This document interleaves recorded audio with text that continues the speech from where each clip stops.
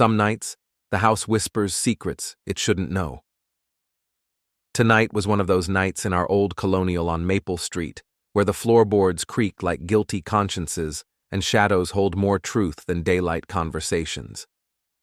I'm Wilder Sornel, 44 years old, construction foreman by trade, and apparently the last person to know my own business.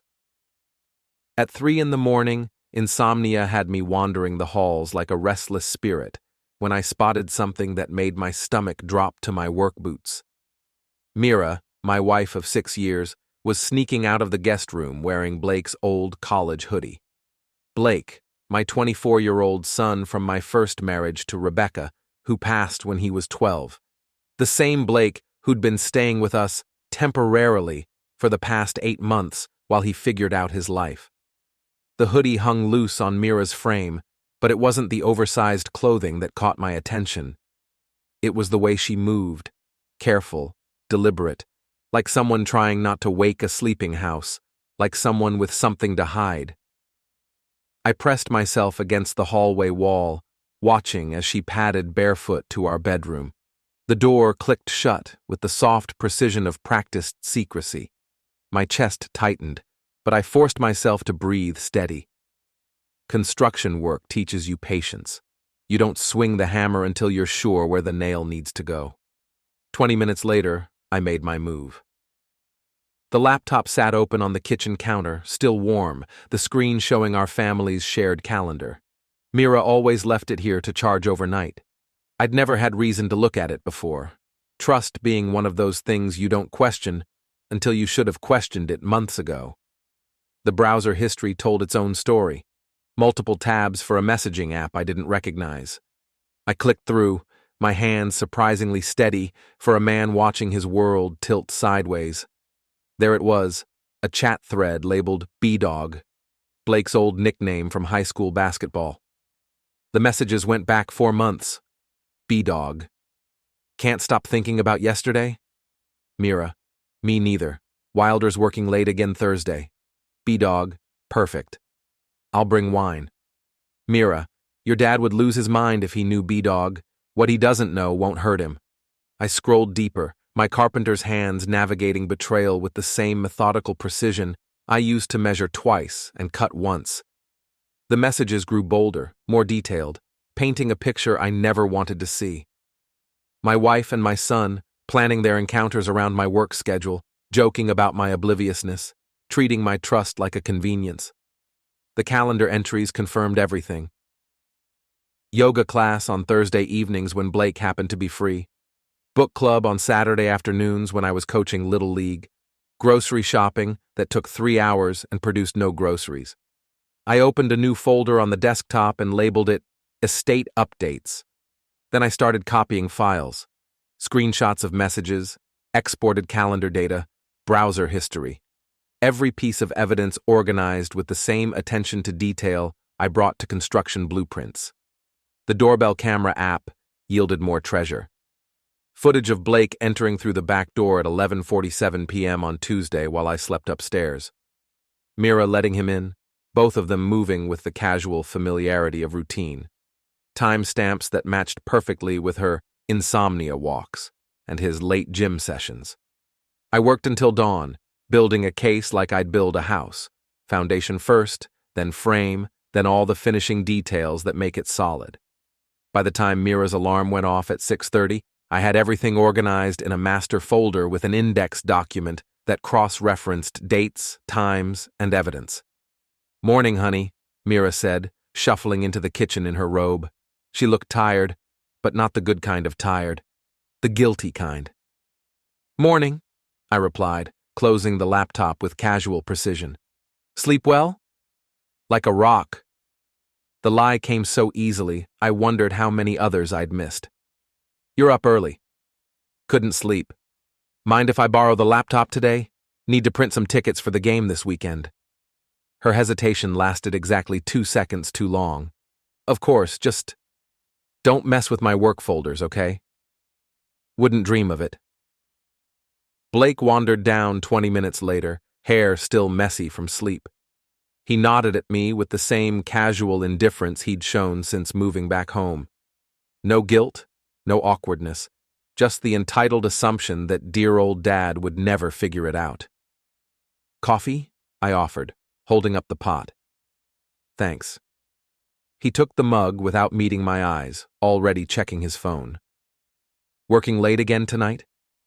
Actually, I was thinking of staying home.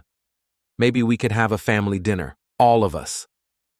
Mira's coffee cup rattled against the counter. Blake's thumb stopped scrolling.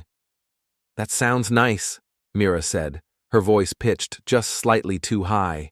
But I have book club tonight. And I've got plans with some buddies, Blake added quickly. I nodded, filing away their panic for later use. Maybe tomorrow then. Family's important, don't you think? They both agreed with the enthusiasm of people being offered root canals, then scattered to their respective corners of deception. I finished my coffee in the empty kitchen, already planning my next move. The construction business teaches you that some jobs require demolition before you can rebuild. You don't save a foundation that's rotten to the core, you tear it down and start fresh. But first, you make sure everyone sees exactly why it had to come down. I had work to do. Zeke's Tavern sits on the corner of Main and Elm like an anchor point for the town's working class. Dark wood, honest beer, and conversations that stay between the walls. I found my best friend behind the bar at 11 a.m., prepping for the lunch crowd with the methodical efficiency of an ex-cop who'd traded his badge for a liquor license. Little early for you, isn't it? Zeke Murphy wiped down glasses with hands that had seen 48 years of honest work. His Irish face, weathered and skeptical, read my expression like a police report. Need to talk, privately.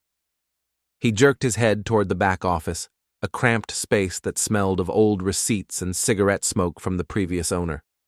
I closed the door and sat in the chair that had heard 1,000 confessions from men who'd run out of other options. Mira's cheating on me. Zeke set down his coffee mug with deliberate care. You sure? Caught them on camera. Messages, calendar entries, the whole production. 4 months of planning their little encounters around my schedule. Who's the lucky guy? This was the part that tasted like broken glass. Blake. Zeke's expression went through several stages. Confusion, disbelief, then the cold anger of a man who'd seen too much human garbage in his previous career. You're Blake? Your son Blake? My son Blake. He leaned back in his chair, processing. That's messed up even by my standards. What are you going to do? I'm going to burn it all down, but smart, methodical, like building a house, but in reverse. Want my advice? Don't do anything stupid. Don't hit anyone, don't break anything, and for the love of all that's holy, don't do anything that'll land you in handcuffs. I'm not stupid, Zeke, just angry, and anger without a plan is just noise. He nodded slowly. What do you need? Time to think. And maybe someone to verify I'm not losing my mind. You're not losing your mind. You're just married to a woman who apparently has the moral compass of a broken weather vane. I spent the next hour laying out the evidence on Zeke's desk like crime scene photos. He examined each piece with the thoroughness that made him a good cop and an even better friend. When I finished, he sat back and whistled low. This is airtight. Question is, what's your endgame? Public humiliation, social consequences. I want everyone to know exactly what kind of people they really are. That's a dangerous game in a town this size. You sure you want to light that fuse? They lit it first. I'm just providing the spark. My phone buzzed with a text from Aunt Lydia, my late wife Rebecca's sister who'd appointed herself the family's unofficial information network. Heard some interesting gossip at the grocery store today. Call me. Lydia Brennan was 72 years old and had investigative instincts matched with a newspaper editor's nose for a story. If she'd heard something, it meant the whispers were already starting. I called her from Zeke's office, putting the phone on speaker. Wilder, honey, I don't know how to say this delicately, so I'll just say it straight. Margie Henderson saw Mira and Blake at that little cafe on Birch Street last Thursday. Said they were sitting awfully close for a stepmother and stepson. My jaw clenched. What time? Around 2 in the afternoon. She said they looked comfortable, like they'd done it before. Thursday afternoon. While I was installing kitchen cabinets across town, thinking my wife was at her book club and my son was job hunting. Thanks for telling me, Lydia. There's more. Margie's not the only one talking. People are starting to notice things. The way they look at each other, how they always seem to know where the other one is. Small towns have big eyes, you know. After I hung up, Zeke poured 2 cups of coffee and sat back down. Sounds like your secret's not as secret as they think. Good. Makes what I'm planning easier to justify. What exactly are you planning? I outlined my strategy like a construction project. Phase 1. Gather all evidence and organize it professionally. Phase 2. Cut off Mira's financial access and social support systems. Phase 3. Public revelation with maximum impact. Phase 4. Let the social consequences do the heavy lifting. No violence, Zeke said. Promise me. No violence. Just truth. Sometimes truth hits harder than fists anyway. I spent the afternoon implementing Phase 2. A quick call to the bank redirected Mira's automatic transfers to a new account under my name only. Another call canceled her membership at the exclusive country club where she liked to play tennis and gossip with her friends. I forwarded her mail to a P.O. box and changed the passwords on all our shared accounts. Then I drove to Blake's gym, a chrome and glass monument to vanity where muscle-bound 20-somethings posed between sets and took selfies for social media. I found him at the bench press, grunting through a set that was probably 20 pounds more than he could handle safely. "Dad?" He seemed genuinely surprised to see me. "What are you doing here?" "Thought I'd check out your workout routine. Maybe we could grab some protein shakes after?" His discomfort was obvious, but he couldn't refuse without seeming rude. We moved to the juice bar, where I ordered 2 large smoothies and positioned myself strategically near his gym bag. "So how's the job search going?" I asked, stirring my drink. "Good, yeah, got some leads.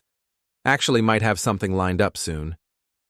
Another lie, delivered with the casual confidence of someone who'd been practicing. I nodded and smiled, then accidentally knocked over his smoothie, sending the thick liquid cascading across the table and directly onto his gym bag. "Oh no, sorry, son. Here, let me help clean that up." In the chaos of grabbing napkins and wiping down surfaces, I managed to soak his phone thoroughly with strawberry banana smoothie. The screen flickered and went dark. "Aw, man," Blake said, shaking the device. "It's completely fried." "I'll buy you a new one," I offered. "Least I can do." "Thanks, but I've got insurance. Just a pain, you know? Had some important stuff on there." I bet he did. 4 months of incriminating messages with my wife, now permanently erased.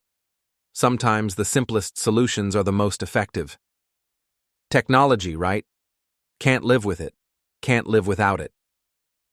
As we parted ways in the parking lot, I caught his arm.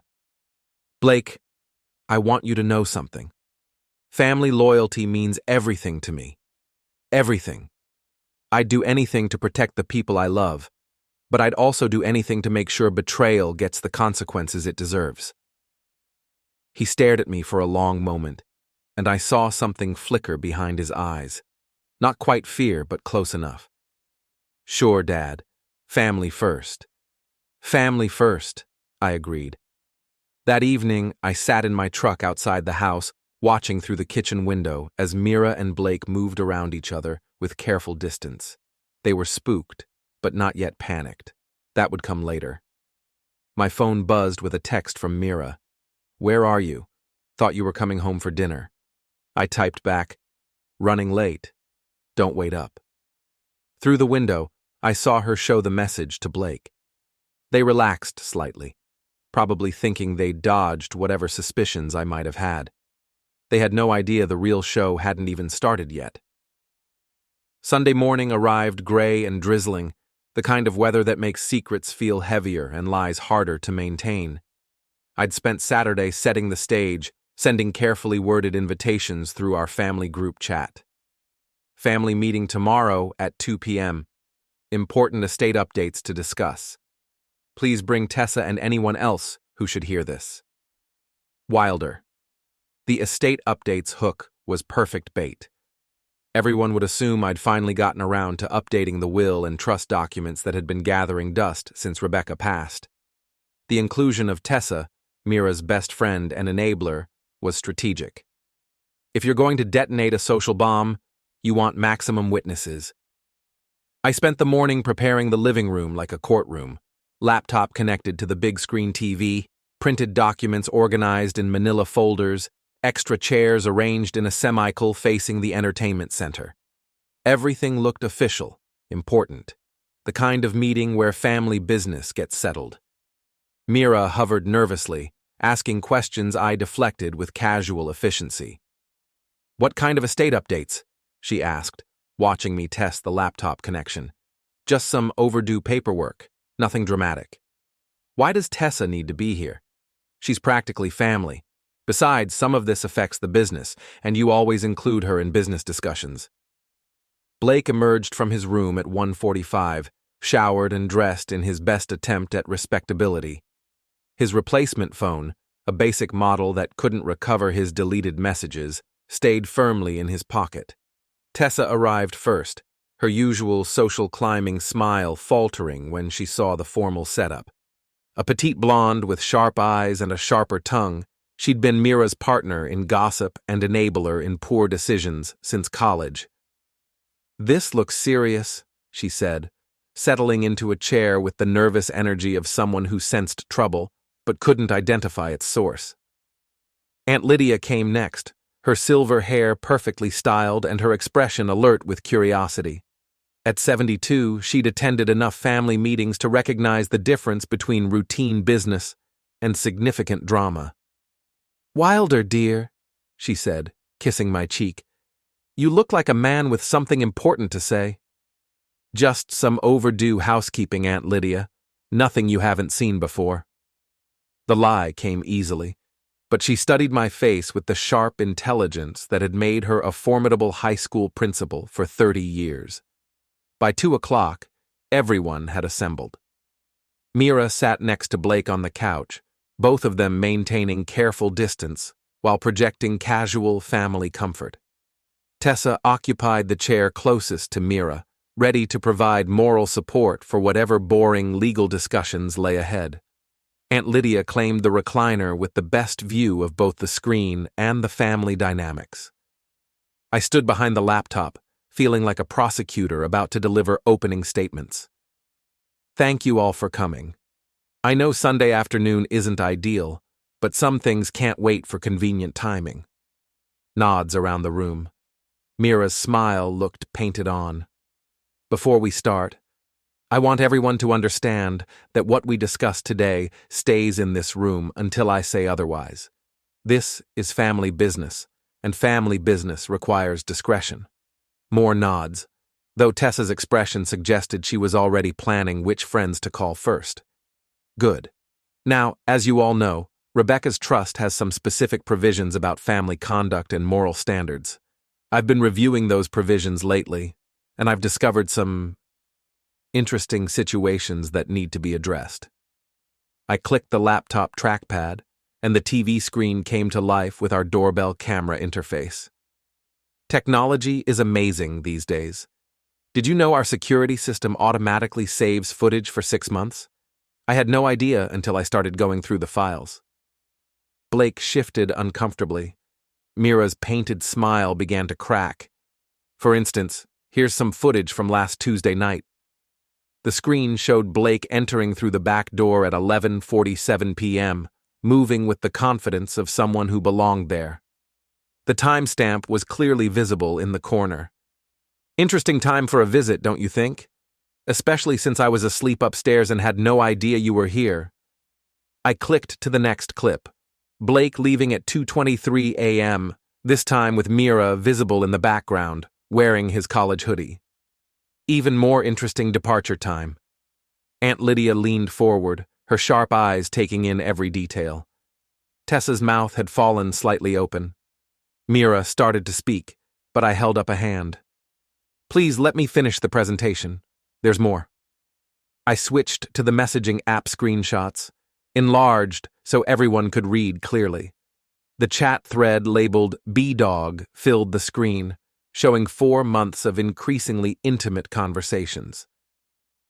These are from the family laptop, which apparently has been used for more than just printing tickets and checking email.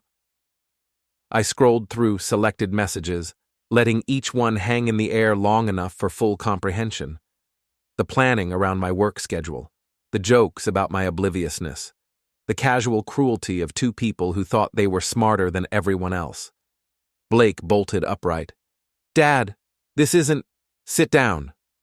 My voice carried the authority of 20 years in construction, where a wrong move could get someone hurt. We'll have time for discussion after the presentation. He sat. I switched to the calendar entries, cross-referenced with the message timestamps and door camera footage. Every book club meeting, every yoga class, every grocery shopping trip that coincided perfectly with Blake's availability and my absence. As you can see, there's been quite a bit of coordination happening in our household, the kind of coordination that suggests a level of intimacy that most people would find inappropriate between a stepmother and stepson. Mira finally found her voice. Wilder, you're misunderstanding. Am I? I clicked to a new folder labeled Financial Records, bank statements showing cash withdrawals that matched Blake's rent payments, credit card charges for restaurants and hotels on dates that aligned perfectly with their calendar entries. Interesting how many of these expenses happened when I was working out of town. Almost like someone was funding a relationship I knew nothing about. Aunt Lydia's expression had shifted from curiosity to cold anger. Tessa looked like she wanted to disappear into her chair. Blake stared at the floor, his face flushed with shame and fury. Now, I continued, according to Rebecca's trust documents, there are specific provisions about conduct that brings shame or disgrace to the family name. I've had our lawyer review the situation, and the consequences are quite clear. I distributed printed copies of the trust language, highlighted in yellow for emphasis. The moral conduct clause that Rebecca had insisted on, thinking it would protect Blake from gold diggers and bad influences. She never imagined it would protect him from his stepmother. The trust can be modified or revoked based on documented evidence of behavior that violates family values and moral standards. This documentation certainly qualifies. Mira stood up, her composure finally cracking. This is ridiculous. You're taking everything out of context. Blake and I are friends. We talk. That's what families do. Friends, I repeated. Is that what we're calling it? I clicked to the final folder, labeled Additional Evidence. Screenshots of hotel receipts, restaurant charges, and a particularly damning series of photos from Tessa's social media showing Mira and Blake at various locations while I was supposedly working. These photos are from your Instagram, Tessa. Thank you for documenting their friendship so thoroughly. Tessa's face went white. I didn't know. I thought… You thought what? That sneaking around behind my back was normal family behavior? The room fell silent except for the rain pattering against the windows. I let the silence stretch, watching 4 months of lies and deception collapse under the weight of documented truth. Blake finally raised his head, his expression a mixture of defiance and desperation. You don't understand. It's not what you think. Then explain it to me. Explain why my wife and my son have been meeting secretly for 4 months. Explain why they coordinate their schedules around my absence. Explain why they're spending money on hotels and romantic dinners while lying to my face every single day. No explanation came. I closed the laptop and faced the room like a judge delivering a verdict. Here's what's going to happen. I'm sending copies of all this evidence to the appropriate parties. Mira's HR department has strict policies about conduct that reflects poorly on the company. Blake's potential employers might be interested in understanding his character. Our extended family deserves to know what kind of people they've been supporting. You can't do that, Mira said, her voice rising. It's private. It's between us. Nothing's private anymore. You made sure of that when you decided to conduct your affair in my house, on my dime, using my family's resources. I picked up my keys and jacket, leaving the printed evidence scattered across the coffee table like the remains of a demolished building. The locks will be changed by tomorrow. Mira, you can collect your personal belongings under supervision. Blake, you have until Wednesday to find other accommodations. The trust provisions are now in effect. As I reached the door, Aunt Lydia's voice stopped me. Wilder, honey? Yes, ma'am. Your mother would be proud of how you handled this. Rebecca, too. I nodded and walked out into the rain, leaving behind the wreckage of a family that had been rotting from the inside for 4 months. The real consequences were just beginning. Monday morning hit Sornel like a meteor impact, with gossip traveling faster than the morning coffee delivery. By 8 a.m., I was fielding calls from relatives I hadn't heard from in months, each one claiming they'd sensed something was wrong and offering support that felt more like curiosity. The beauty of a small town is that secrets are impossible to keep once they escape.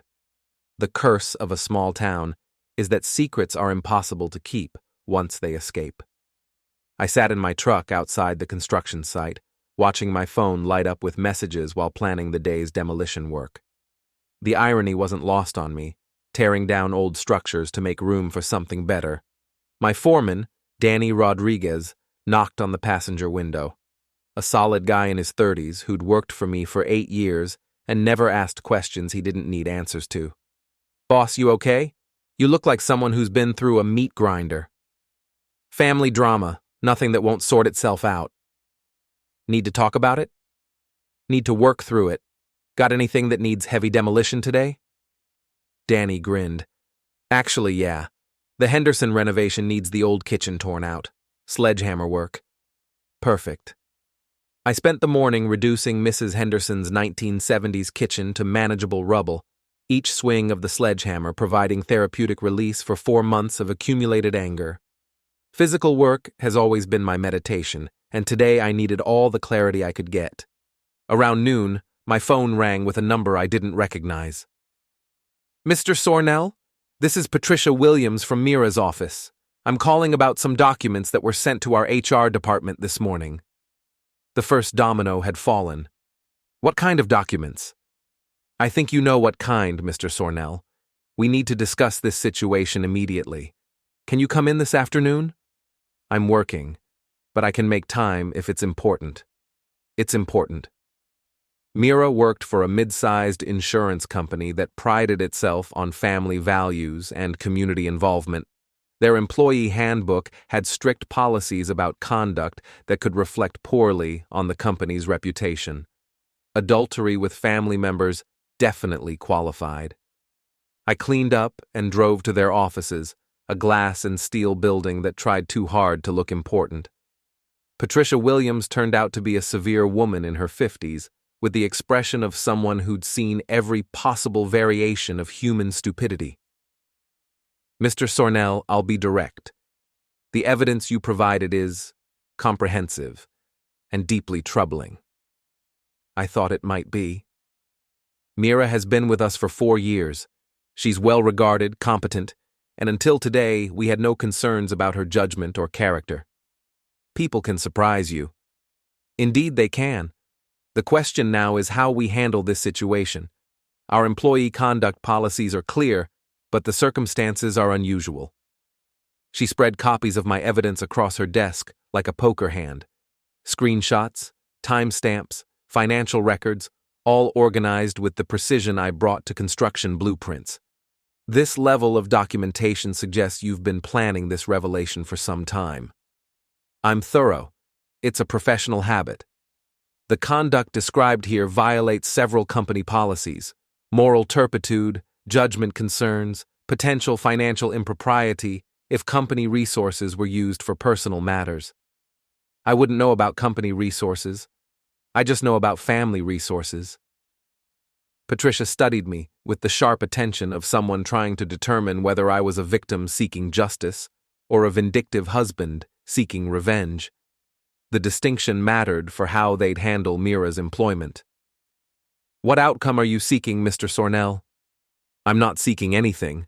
I'm just providing information that I thought relevant parties should have. What you do with that information is your business."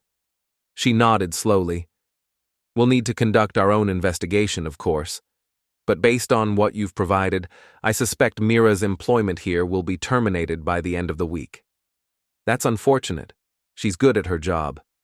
"Being good at your job isn't enough when your personal conduct reflects poorly on your employer. We have a reputation to maintain." I left the insurance office feeling like a demolition expert who'd just placed the charges and walked away. The explosion would happen on its own timeline. My phone buzzed with a text from Blake. "We need to talk." I texted back, "No, we don't. Dad, please, let me explain." "Nothing to explain. You made your choices. It's not what you think. It's exactly what I think. And now everyone else thinks it too." He didn't respond after that. Tuesday brought the second wave of social consequences. Tessa called, her voice tight with panic. "Wilder, you have to stop this. People are talking. Everyone knows." "Good. They should know." "But you're destroying lives. Mira's going to lose her job.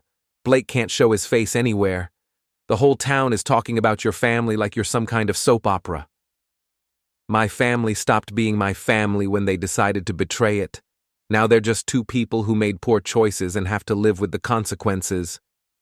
"You're being cruel." "I'm being honest. There's a difference. What do you want? An apology? We can fix this. Mira's sorry. Blake's sorry. They made a mistake." 4 months of planning isn't a mistake, Tessa. It's a choice. They chose this outcome when they chose each other. Please, just call off whatever else you have planned. Haven't they suffered enough?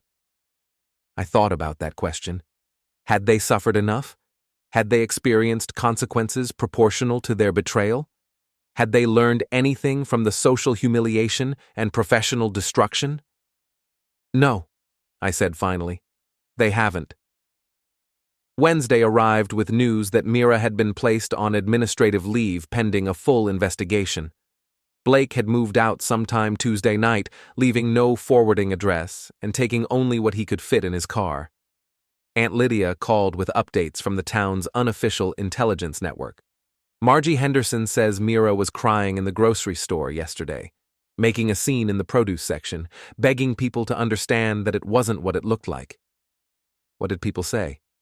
Mostly nothing. You know how it is. People don't want to get involved in family drama, but they sure don't mind watching it unfold. And Blake? Haven't seen him since Sunday.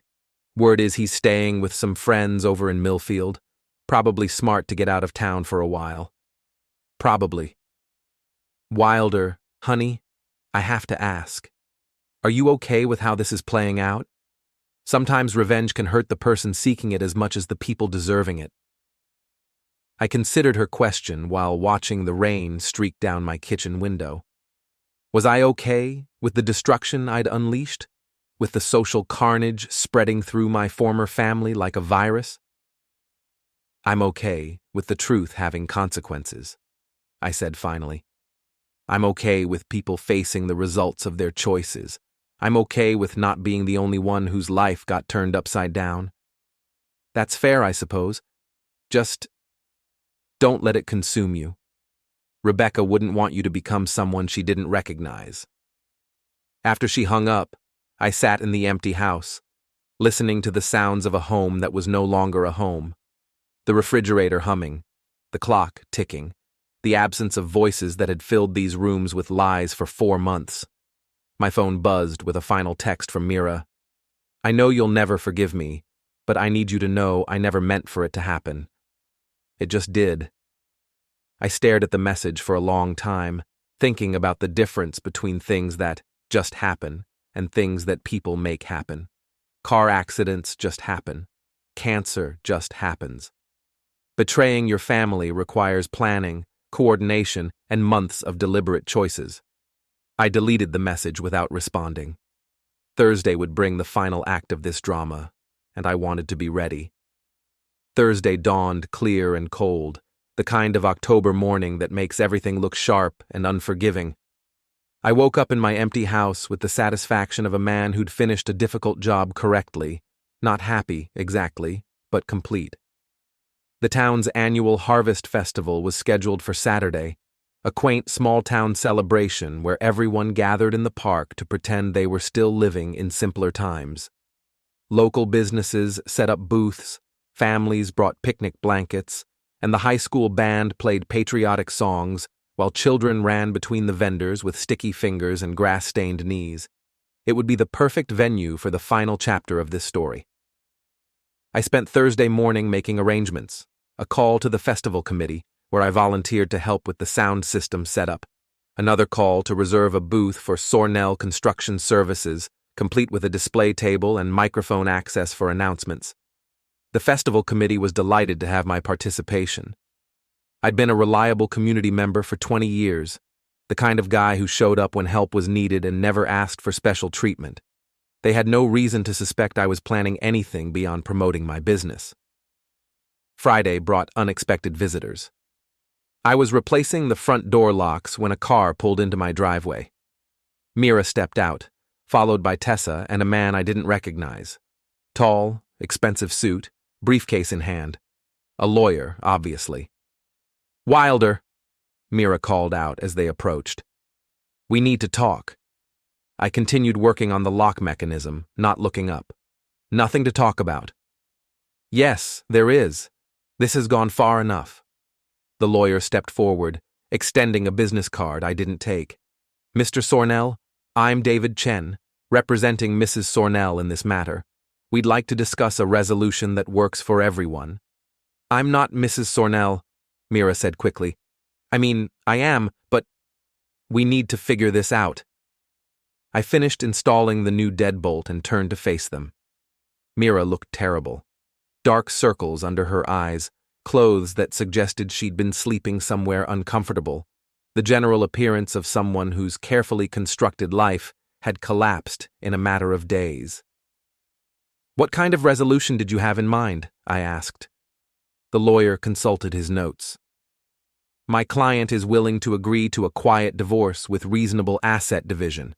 In exchange, you would agree to stop distributing private information and making public statements about the marriage." "Private information," I repeated. "Is that what we're calling it?" "Mr. Sornel," the lawyer continued, "while your wife's conduct was certainly inappropriate, your response has been disproportionate. Public humiliation, interference with employment, harassment, these actions could expose you to legal liability." I laughed, a sound with no humor in it. Harassment? I told the truth. I showed people exactly what kind of person they were supporting and defending. If that feels like harassment, maybe the problem isn't with my actions. Mira stepped closer, her voice pleading. "Wilder, please. I know I hurt you. I know what we did was wrong. But destroying our lives won't fix anything." "Our lives," I said. Interesting phrase. When exactly did Blake become part of our lives in that way? She flinched like I'd slapped her. "I loved you," she continued. "I still love you. What happened with Blake? It was a mistake. A terrible mistake that got out of hand. 4 months of mistakes. Hundreds of individual choices to lie, sneak around, and betray the person who trusted you most. That's not a mistake, Mira. That's a pattern." Tessa finally spoke up.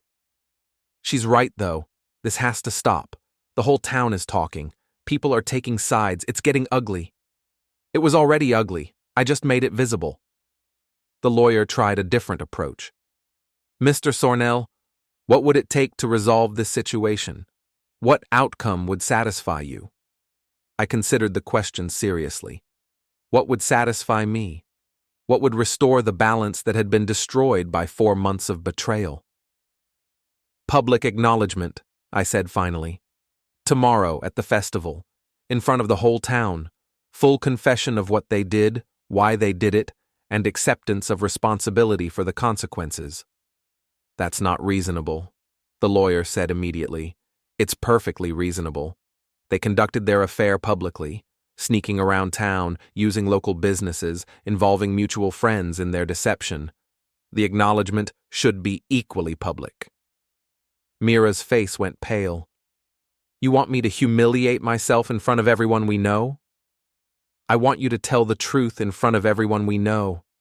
If that feels like humiliation, maybe that tells you something about the truth. And if we do this, the lawyer asked, you'll agree to end the public campaign? I'll agree that the story will be complete, beginning, middle, and end. Everyone will have all the information they need to make their own judgments. They huddled together for a whispered conference. I went back to organizing my tools, giving them time to realize they didn't have better options. Fine, Mira said finally. Tomorrow, at the festival. But after that, it's over. No more evidence, no more revelations, no more destruction. After tomorrow, there won't be anything left to reveal. They drove away, leaving me alone with my tools and my plans. One more day, and this chapter of my life would be finished. Saturday morning dawned perfect. Clear skies, comfortable temperature, the kind of day that brings whole families out for community celebrations. I arrived at the festival early to help with setup, positioning myself near the main stage where announcements would be made throughout the day. The park filled steadily as the morning progressed. Families spread blankets on the grass, children ran between the game booths, and the smell of kettle corn and barbecue filled the air. A normal small-town celebration where everyone knew everyone else and secrets were impossible to keep. I saw familiar faces everywhere, neighbors, co-workers, clients, people I'd known for decades. They nodded and waved with the careful politeness of people who'd heard the gossip but weren't sure how to address it directly. Around noon, I spotted Mira and Blake near the edge of the crowd. They looked like people attending their own execution, pale, nervous, but resigned to their fate. Tessa stood with them, providing moral support for what was about to happen. At 1 o'clock, I took the microphone. Ladies and gentlemen, thank you for coming out today. Before we continue with the festivities, there's some family business that needs to be addressed publicly. The crowd quieted, sensing drama. In small towns, everyone loves a spectacle, especially when it involves people they know. Most of you know me. Wilder Sornel, Sornel Construction. I've lived here for 20 years, built homes for many of you, coached your kids, supported community events. I've tried to be a good neighbor and a trustworthy man. Nods throughout the crowd. I had built a solid reputation over 2 decades, and that reputation was about to serve its purpose. Recently, I discovered that my wife, Mira, and my son Blake have been conducting an intimate relationship behind my back for the past 4 months. They used my home, my resources, and my trust to facilitate their affair while lying to my face every day. The crowd's reaction was immediate. Gasps, murmurs, heads turning to locate Mira and Blake in the crowd. Small-town drama at its finest. I have documentation proving this relationship. Messages, photographs, financial records, security footage. Everything has been verified and is available for anyone who wants to see it. I paused, letting the information sink in. Mira and Blake are here today to acknowledge what they did and accept responsibility for their choices. This isn't about revenge. It's about truth. It's about making sure that actions have consequences and that betrayal doesn't go unanswered. I gestured toward where they stood. Mira, Blake, the microphone is yours. The crowd turned as one, hundreds of eyes focusing on 2 people who looked like they wanted to disappear into the ground. But they'd made their choice, and now they had to live with it. Mira approached the microphone with the slow walk of someone climbing scaffold steps. Her voice, when she spoke, was barely audible. What Wilder said is true. Blake and I, we had an affair. We betrayed his trust and violated his family. There's no excuse for what we did. Louder, someone called from the crowd. She cleared her throat and tried again. We're sorry. We're deeply sorry for the pain we've caused and the damage we've done. We accept full responsibility for our actions and their consequences." Blake joined her at the microphone, his face flushed with shame and anger. "I betrayed my father's trust and dishonored my family. What we did was wrong, and we deserve whatever consequences come from it." The crowd was silent, absorbing the spectacle of public confession and humiliation. In a small town, this story would be told and retold for years, becoming part of the local mythology. I took the microphone back for the final word. "Thank you for your honesty. I hope this serves as a reminder that our choices have consequences and that trust, once broken, can't be easily repaired." I set down the microphone and walked away, leaving them standing alone in front of hundreds of people who would never look at them the same way again. The festival continued around us, but the real entertainment was over. I'd gotten what I came for: public acknowledgement, social consequences, and the satisfaction of knowing that truth had prevailed over deception. As I reached my truck, Zeke appeared beside me. "Feel better?" he asked. "Feel finished," I replied. "Good enough." I drove home to my empty house, where I spent the evening packing the last of their belongings into boxes. Tomorrow, I'd start the process of rebuilding my life from the foundation up. Some structures can't be repaired; they have to be torn down completely before something better can take their place. The demolition was complete. Now it was time to build something new.